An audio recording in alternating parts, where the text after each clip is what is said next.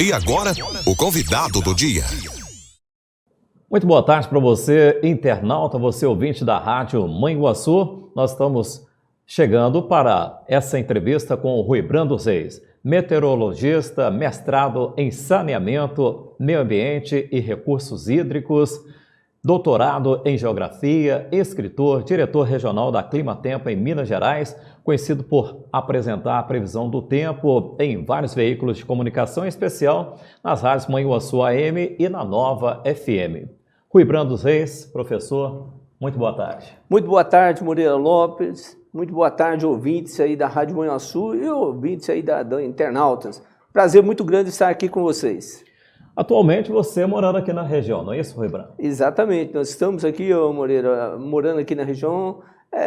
Eu aposentei na CEMIG, né, e também na PUC Minas, aí depois de uma longa temporada trabalhando nos dois órgãos, então tenho ficado mais aqui na nossa região, mas sempre acompanhando aí as condições meteorológicas, não só no estado, mas do mundo todo, né, porque infelizmente fenômenos que acontecem no norte, no hemisfério norte, influencia no hemisfério sul, são o que nós chamamos de teleconexões. Então nós precisamos observar tudo que está acontecendo no mundo.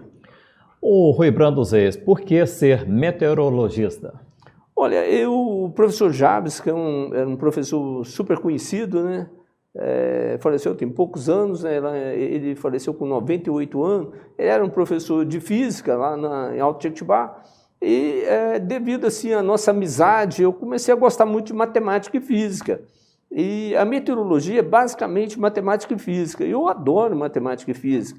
E graças a Deus, eu tive a oportunidade, inclusive, de estudar no ITA, né, que é um dos órgãos mais difíceis, né, em termos de estudo, né, lá em São José dos Campos, só aprendendo matemática e física, e a cada dia eu fui me envolvendo mais, já até, Moreira, adiantando, eu consegui desenvolver uma equação física, que foi um dos grandes trabalhos publicados na revista Journal of Hydrology, que eu consegui desenvolver. Mas eu sou apaixonado por matemática e física, daí o meu interesse de estudar meteorologia. E como que acontece a atuação do meteorologista? Olha, o meteorologista a gente conhece muito pelo lado de fazer previsão do tempo, mas você vai até assustar, e os ouvintes também vão assustar com o que eu vou dizer. Uma das últimas coisas que o meteorologista gosta de fazer é previsão de tempo, porque existe N áreas de atuação do meteorologista. Então, o meteorologista, por exemplo, pode trabalhar com a parte de modelagem. Modelagem, você trabalha de modelagem, por exemplo, você está trabalhando com modelo de dispersão de poluentes. Exemplo, você tem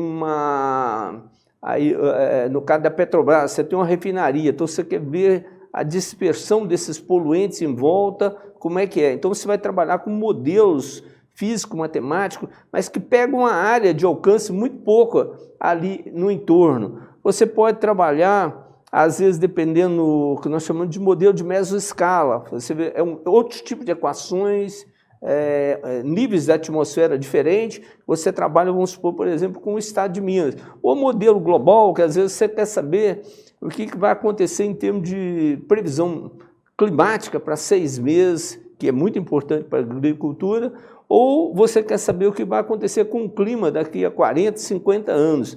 Então, assim, é super interessante a área. Você pode trabalhar com radar meteorológico, que é uma área interessantíssima. Agrometeorologia, hoje a agricultura depende muito das condições meteorológicas. Até para você, vamos dizer, você tem uma qualidade de milho que ela funciona muito bem aqui em Manhuaçu, mas você quer transpor esse tipo de milho lá para o Rio Grande do Sul, e isso depende das condições meteorológicas lá do Rio Grande do Sul. Então você tem uma área específica da meteorologia que estuda todas essas informações, e hoje o Brasil, vamos dizer, junto com a Embrapa, né, um dos maiores celeiros do mundo, devido a esse envolvimento da meteorologia, climatologia, né, juntamente com os agrônomos. Então você tem diferentes áreas. Normalmente, a previsão do tempo, como é uma coisa assim que exige um acompanhamento quase que o dia inteiro, o meteorologista agora normalmente não gosta de fazer. Eu já tive a opção assim, de fazer climatologia, né? Eu trabalhei e trabalho hoje ainda com muitas usinas hidrelétricas, e também gosto da área de previsão de tempo. O Rui Brando Reis, no passado, não dispunha da tecnologia que é colocada hoje à disposição do meteorologista?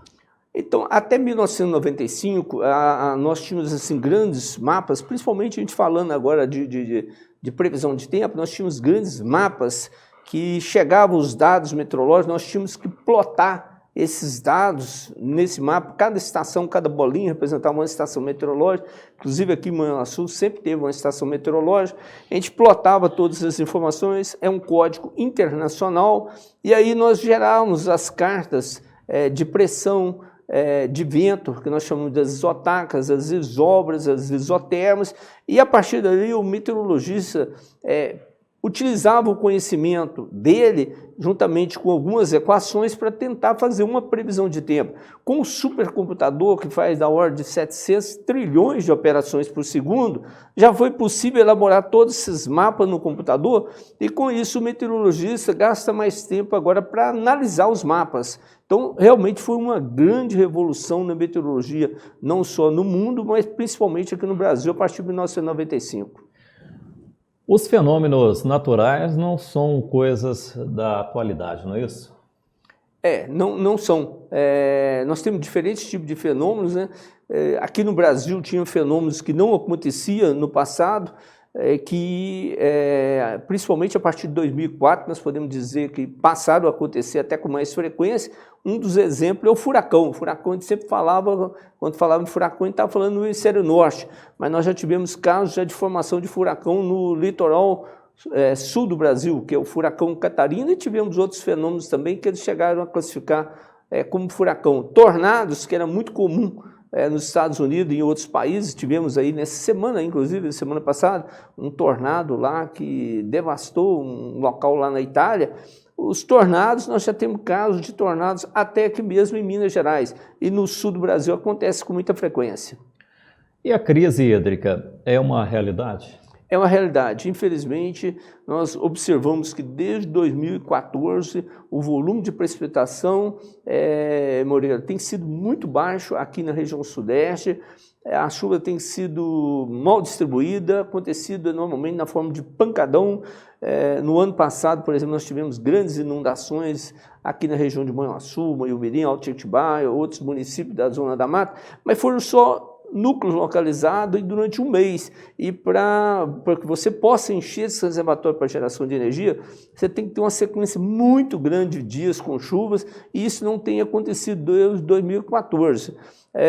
Existe um fenômeno meteorológico que nós chamamos de oscilação decadal. Então, os modelos meteorológicos estão mostrando que o período chuvoso, aquela chuva mais intensa, vão voltar a partir de 2023.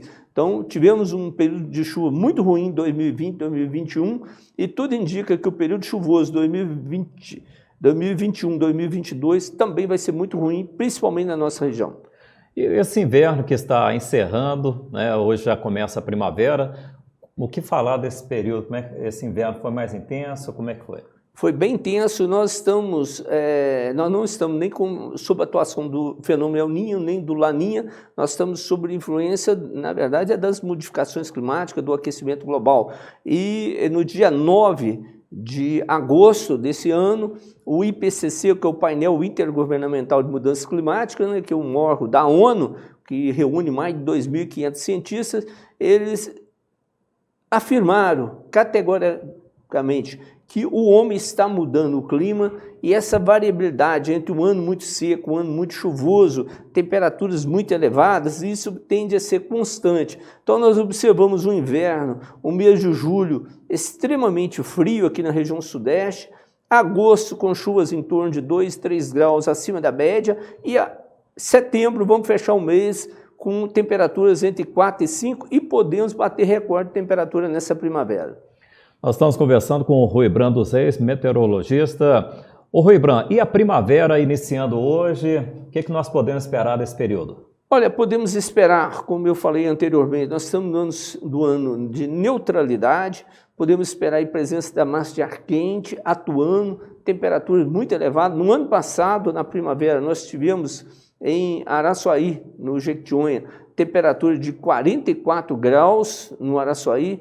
Na nossa região também tivemos temperaturas muito acima da média histórica e nesse ano, infelizmente, podemos bater recorde de temperaturas e as chuvas vão ocorrer muito na forma de temporais. Como você tem muito calor, muita disponibilidade de energia, isso provoca uma evaporação muito rápida, esse vapor d'água tende a subir e formar os grandes nuvens que nós chamamos de cumulonimbus, cuja base fica entre 1.000 e 1.200 metros, o topo chega até 15 km de altura, provocam chuvas com raios, rajadas de vento e até mesmo de granizo. Então, infelizmente, não temos boa notícia aí para essa primavera. Não vamos ter aquelas chuvas boas para a agricultura.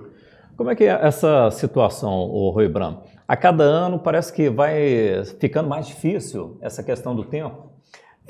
Antigamente nós tínhamos uma estação chuvosa muito bem definida, ela começava em outubro e terminava em abril. E nós tínhamos aquelas frentes frias que chegavam, ficava aquela chuva mansa durante vários dias seguidos. Devido a essa interferência do homem no clima, essa emissão de gases do efeito estufa, hoje nós devemos trabalhar, Moreira, com valores extremos, seco, muito quente, pouca chuva, muita chuva, então de agora em diante os extremos é que tende a ser constante para nós. Não devemos esperar aqueles tempo que nós tínhamos aí há 30, 40 anos atrás. Então essa primavera é importante que a população vá se preparando aí para um período bem seco. Bem seco e infelizmente não vai ser muito bom aí para a agricultura da nossa região, né?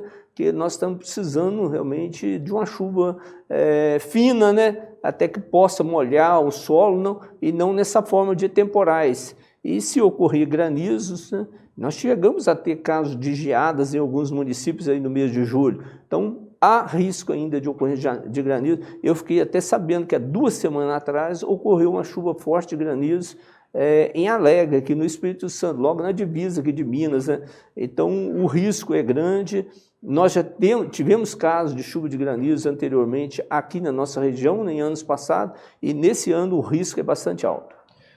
O Rui Brando Reis, em termos, às vezes, de se localizar aí, chuvas em determinado local e bem próximo ali, fica um bom período sem chuva. O que se deve a isso? Então, as chuvas, nós estamos muito acostumados com a entrada de frentes frias, que ela vem lá da Argentina, passa pelo sul do Brasil, chega aqui em Minas Gerais, estacionária, e aí com a descida do ar quente vindo da Amazônia, ele alimenta as nuvens e provoca aquela chuva mansa, bem distribuída, e aquelas nuvens nós chamamos de estratos. A nuvem estratos, ô Moreira, ela tem assim o tamanho dessa nuvem vertical, ela é muito pequena, mas ela tem assim, por exemplo, 400, 500 metros de raio, então ela provoca chuva numa área muito grande. Hoje em dia está se formando mais cumulonimbus, por causa dessa grande disponibilidade de calor, então não se forma mais essas camadas de alto estrato. Daí essa ocorrência de grande pancadão de chuva num bairro, às vezes até mesmo dentro de uma cidade, né? E não chove nada no outro. Então, infelizmente, é devido a essa grande disponibilidade de calor que nós estamos emitindo para a atmosfera. Professor Rui Brando Reis, e a incidência de raios? O Brasil é campeão, né? Campeão, nós temos em média em torno de 1.050.000 raios que ocorrem aqui em Minas Gerais. Infelizmente, morrem por ano no Brasil mais de 120 pessoas, né, devido aos raios. E são pessoas que são cadastradas.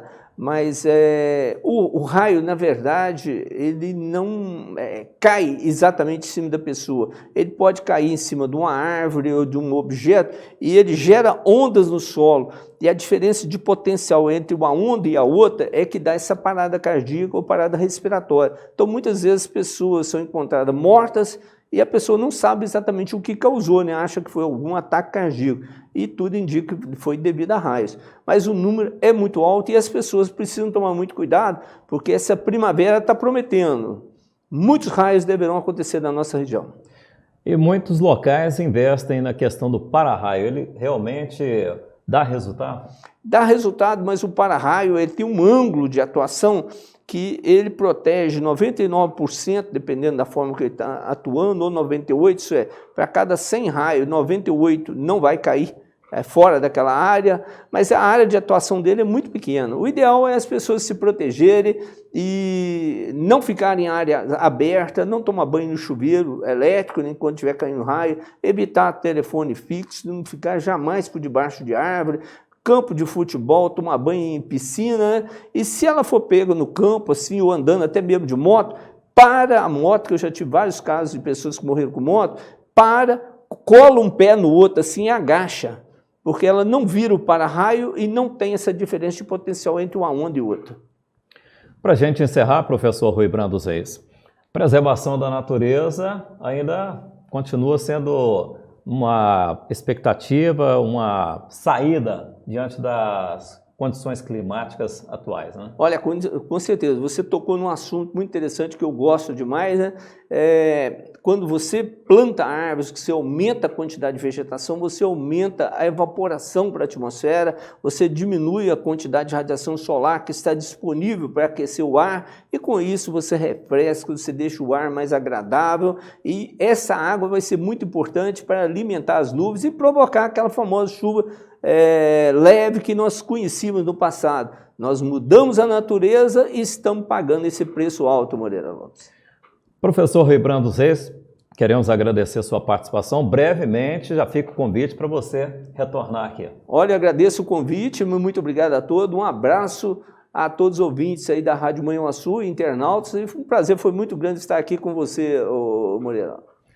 Hoje nós conversamos com o meteorologista Rui Brando Reis, renomado, muito conhecido em todo o Brasil, e logicamente que é uma oportunidade para tirar muitas dúvidas aqui dentro da programação da Manhuaçu AM 710, e para você também, internauta, aquele abraço.